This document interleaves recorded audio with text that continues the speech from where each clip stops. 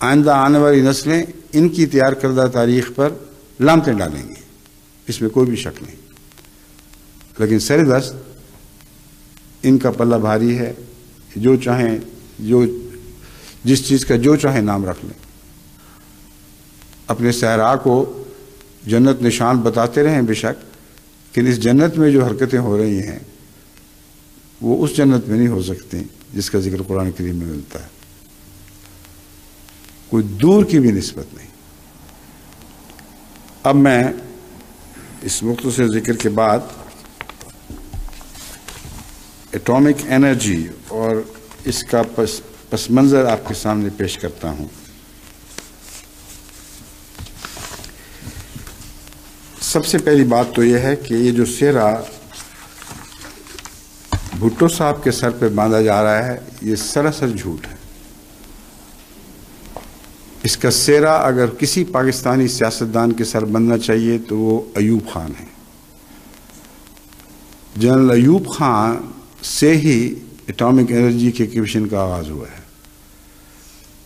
और अजीब बात है कि गौहर अयूब साहब खुद अपने बाप की खिदमत का एतराफ़ करते हुए डरते हैं, क्योंकि 1965 की जंग में जो हालात रूनुमा हुए उसके नतीजे में जनरल अयूब खान ने यह फैसला पहला किया था कि हमें लाजमन एटमी तवानाई की तरफ तवज्जो करनी होगी, वरना हम हिंदुस्तान जैसे मद्दे मुकाबल के सामने मात खा जाएंगे और फिर कोई बईद नहीं कि हिंदुस्तान हमारे मुल्क पर काबिज हो जाए। इसलिए एक ही इलाज है कि एटमी तवानाई को फ़रोग़ दिया जाए। अयूब खान की नज़र इंतखाब जिस साइंसदान पर पड़ी, जिस पर आपको कामिल एतमाद था, वो डॉक्टर अब्दुल सलाम थे।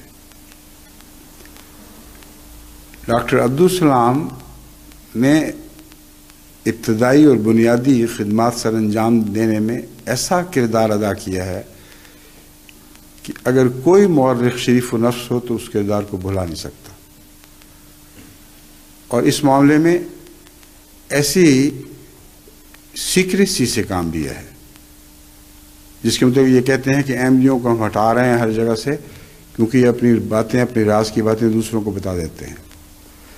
लेकिन डॉक्टर अब्दुल सलाम साहब ने इस कदर इख्फा से काम लिया है इन उमूर में कि बहुत बात तक जब ये सारे वाक़यात गुज़रे मुझे मिलते रहे तो एटमी तवानाई में अपना जो किरदार था उसका जिक्र भी नहीं किया। सरसी सा जिक्र करते रहे हैं और तासुर ये दिया कि गोया एटमी तवानाई के जो काम हो रहे ये बाद में हुआ है। झूठ तो नहीं बोल सकते थे, मगर तासुर ये दिया। मैं नहीं जानता किन अल्फाज से मुझ पर यह तासुर कायम हुआ, मगर अपने नफ्स को बढ़ाने की उनको आदत ही नहीं थी। और अल्लाह ताला के फजल के साथ एक इंतहाई मुनकिसिर मिजाज इंसान थे, सच्चे पाकिस्तान के हमदर्द। और अयूब खान ने जो एतमाद आप पर किया उसको सच्चा साबित कर दिखाया। जितने एटॉमिक न्यूक्लियर कमीशन बने हैं, मुख्तलिफ़ किस्म की एटॉमिक यूरेनियम वगैरह की अफजाइश के इंतज़ामात हुए हैं, इन सब में डॉक्टर अब्दुल सलाम के मशवरे के मुताबिक वो साइंसदान मुलव्वस हुए हैं जिनमें से एक बड़ी तादाद अहमदी साइंसदानों की थी। और अगर वो अहमदी साइंसदान इस पर काम न करते तो आज किसी एटम बम का सवाल ही न पैदा होता पाकिस्तान के लिए। और ये इल्ज़ाम कि वो अपनी खबरें अहमदियों को देते हैं, इस कदर झूठा और लगव है। अब जबकि वाक़या हो गया तो अमेरिका से अब्दुल लतीफ़ साहब ने, जो उस वक्त चोटी का किरदार अदा करने वाले थे, उन्होंने पहली बार मुझे लिखा है कि सारे झूठ बोल रहे हैं, बात कुछ और ही है। अयूब खान के ज़माने में आगाज़ हुआ और मैं उन साइंसदानों में से हूँ जिन्होंने अव्वलीन कलीदी किरदार अदा किया है यूरेनियम की अफजाइश के ताल्लुक़ में, और मुद्दतों इस पर काम किया है, मुख्तलिफ़ ममालिक के दौरे किए हैं। और इसकी अफजाइश के सिलसिले में अगर ये सारा काम जो मख्फी तरीक़ पे होता रहा है, अगर ये ना किया जाता तो आज पाकिस्तान का एटम बम बनाने का आज पाकिस्तान एटम बम बनाने का ख्वाब भी नहीं देख सकता था। तो अव्वल तौर पर याद रखें कि इसका सेहरा ना भुट्टो के सर है, ना ज़िया-उल हक के सर है, ना नवाज शरीफ के सर है। ये सारे बाद में शोहरत लूटने वाले लोग हैं। सेहरा अगर किसी पाकिस्तानी सियासतदान के सर है तो वो जनरल अयूब खान थे। बहुत गहरे इंसान जिनकी नज़र मुल्क व कौम के मफादात पर थी और देखने में एक सादा से जर्नैल थे, मगर उनकी बहुत बारीक और गहरी नज़र इस्लामी मफादात और मुल्की मफादात पर पड़ा करती थी। और उसी का ये नतीजा था कि एटॉमिक एनर्जी कमीशन का आगाज़ हुआ है। उनमें एक बहुत बड़ी खूबी ये थी कि खामोशी से काम करते थे और अपना दिखावा मंजूर ही नहीं था। इस वजह से भी उस ज़माने की तारीख को भुलाया गया है। वरना अगर वो उस वक्त खुलकर ये बातें करते तो उनको ज़ाती शोहरत तो मिल सकती थी, मगर सब दुनिया की नज़रें पाकिस्तान के एटॉमिक प्रोग्राम पर होती और उस वक्त दखल अंदाजी करके वो इसकी बुनियादी कायम ना होने देते।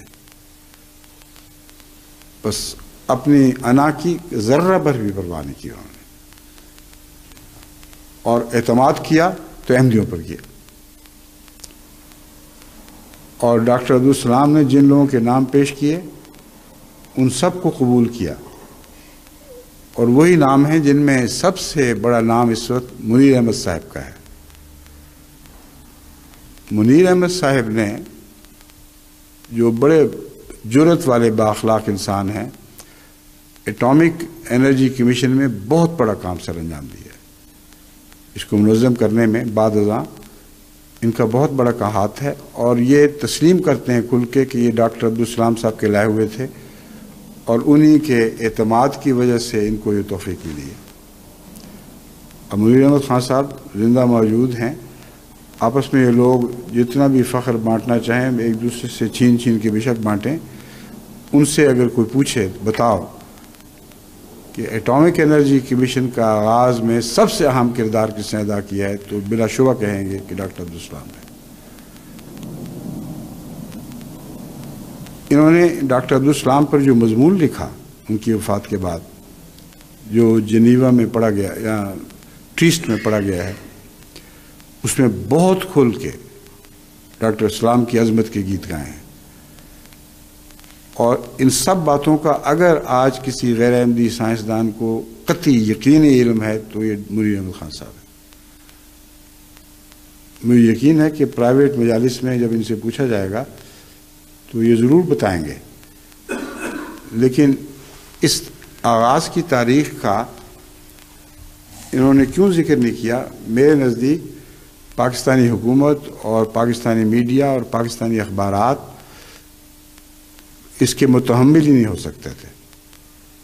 इसलिए बैद नहीं कि इन्होंने बयानात में सच्ची बातें कही हों, लेकिन उनको बिल्कुल कुल्लियतन नज़रअंदाज कर दिया गया हो और मीडिया मेट कर दिया गया हो। तो इस वक्त जो पाकिस्तान की न्यूक्लियर अफजाइश के ताल्लुक़ में एक आलमी हैसियत कायम हो गई है, इसमें अव्वल किरदार अयूब खान और दोम किरदार जो साइंसी किरदार है ये डॉक्टर अब्दुल सलाम ने अदा किया। डॉक्टर सलाम साहब ने यूरेनियम की अफजाइश के सिलसिले में डेरा गाजी खान में यूरेनियम के ज़खायर की दरियाफ्त के बाद उसको किस तरह एटमी तवानाई के लिए काबिल इस्तेमाल बनाया जा सकता है, उसके मुतालिक सबसे अहम मशवरे दिए। और अब्दुल लतीफ़ साहब जो अहमदी साइंसदान हैं, ये वो साइंसदान हैं जिनको इस काम पर मामूर रखा है। बड़ी खामोशी के साथ, बग़ैर किसी अनानियत के जज्बे के तहत क्रेडिट लेने की कोशिश के, इंतहाई खामोशी और इख्फा के साथ ये काम करते रहे। और इसकी तफसील मैं यहाँ बयान नहीं कर सकता, लेकिन मेरे पास वो सारे कवायफ मौजूद हैं।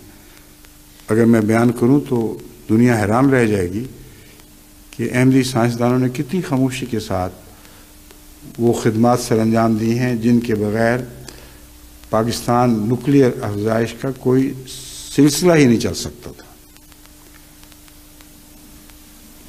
किसी गैर मारूफ जगह में बैठ के ये लेबॉर्ट्रियाँ बनाते रहे हैं। वो आज की जो जदीद लेबॉर्ट्री बनी है वो उसी लेबॉर्ट्री के खद्दोखाल पर बनी है जो इन्होंने तजवीज़ की थी और बना के दिखाई थी। तो ब्लूप्रिंट भी इनका ही तैयार करता था और ब्लूप्रिंट को ढाल कर अमली शक्ल देने में भी इन्होंने ही सबसे बड़ा किरदार अदा किया। और बाद में जब ज़्यादा वुसअत की ज़रूरत पड़ी तो मैंने ही इन्हीं की स्कीम को आगे बढ़ाकर उसे वुसअत दी गई है। अभी अमेरिका में हैं शेख लतीफ़ अहमद साहब, जिनका मुझसे रब्ता हुआ है इस सारे वाक़या के बाद। इससे आप अंदाज़ा करें कि इनको कुछ भी परवाह नहीं थी अपनी अना की इजहार की। जब तक ये धमाके नहीं हुए उस वक्त तक इन्होंने मुनासिब नहीं समझा कि मुझे भी बताएं कि इससे पहले वो क्या करते रहे हैं। इन्होंने कुछ और साइंसदानों के नाम भी भेजे हैं। डॉक्टर मुनीर अहमद खान साहब की सरबराही में जो टीम बनाई गई थी उसमें जो अहमदी साइंस कलीदी असामियों पर फायज थे उनमें एक शेख लतीफ़ अहमद साहब यही अमेरिका वाले, दूसरे मिर्ज़ा मुनव्वर अहमद साहब कनाडा वाले। उसके अलावा भी बहुत से नाम हैं, मसलन महमूद अहमद शाद साहब टोरंटो कनाडा में हैं। न्यूक्लियर फ्यूजन की मैनेजमेंट में इन्होंने बहुत बड़ी खिदमत से अंजाम दी हैं। शेख लतीफ़ साहब का जो किरदार रहा है 1961 से 1999 तक manufacture of nuclear research equipment, ये इन्हीं का कारनामा है। 1972 में manufacture of uranium extraction pilot plant इन्होंने तजवीज़ किया। इन्होंने अपने सामने बनवा कर दिखा दिया कि ये तजवीज़ महज एक ख्याली तजवीज़ नहीं, अमलन ये हो सकता है। 1974-79 तक processing of uranium manufacturing nuclear fuel, ये भी इनका कारनामा है। अब ये इसको जो मर्जी अपने सर थोपने की कोशिश करे, ये वो हक़ाइक़ हैं जो पाकिस्तान की तारीख़ में मुंदरज हैं और इन हक़ाइक़ को ये मिटा सकते ही नहीं। इसलिए कदीर खान साहब की बातें हों या किसी और साइंसदान की बातें हों, हकीकत में ये अहमदी साइंटिस्ट हैं जिन्होंने बहुत गहरी इल्मी खिदमत सर अंजाम दी और आज का एटम बम इनका मरहून मिन्नत है। ये जो कहा जा रहा है कि अब्दुल कदीर ने फ्यूजन में काम किया, बाकी सब काम दूसरों ने किए, ये सब गलत है। अब्दुल कदीर साहब की तो कोई हैसियत ही नहीं थी, कोई शुमार ही नहीं था। प्रोपेगेंडा के स्पेशलिस्ट हैं वो और बहुत प्रोपेगेंडा किया उन्होंने। उसके मुतालिक अखबारात में खबरें शाया हो चुकी हैं कि किस तरह बाद सहाफ़ियों को उन्होंने ख़रीदा और अपनी जेब से पैसे खर्च करके उनको अपनी तायीद में लिखने पर आमादा किया। अब ये सारी बातें पाकिस्तान के अखबारात में छपी हुई मौजूद हैं।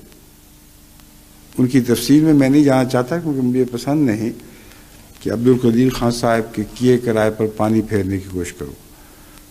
उन बेचारों ने जो कुछ किराया ले लिया, अल्लाह उनको मुबारक करे, मगर तारीख़ बदलने का उनको कोई हक़ नहीं था। जो तारीख़ कह रही है वो ये बातें हैं जो मैं आपके सामने रख रहा हूँ।